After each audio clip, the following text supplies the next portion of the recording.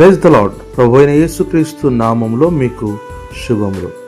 ఈ దినం కొరకైన దేవుని వాగ్దానము, నీవు అనేక జనములను ఏలుదువు గాని వారు నిన్ను ఏలరు.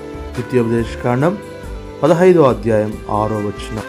సర్వశక్తిమంతుడైన దేవుడు తన స్వరూపములో తన పోలికలో చేయబడిన ఈ మనుష్యుడు ఏలుబడి చేయవలనని సృష్టి ఆరంభంలోనే ఇట్టి అధికారమును అనుగ్రహించెను. కానీ పాపం వలన మనుష్యుడు ఇట్టి అధికారమును పోగొట్టుకొనెను.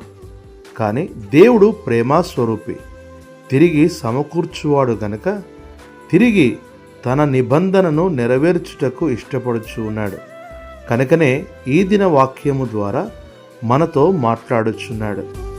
తిరిగి ఇట్టి అధికారం పొందు నిమిత్తము ఆయన ఆజ్ఞలను, కట్టడలను, న్యాయ విధులను అనుసరించి నడుచుకునవలను. ఏలుబడి చేయుట లేక ప్రభుత్వము చేయుట అనున్నది దేవుడు ఇవ్వవలసినదే గాని అది మనుషుల యొక్క శక్తిని బట్టి వచ్చినది కాదు. మహోన్నతుడైన దేవుడు మానవ రాజ్యములపైన అధికారిగా ఉన్నాడు. పైనుండి అనుగ్రహించబడనిదే ఎవరూ ఏమీ పొందలేరు.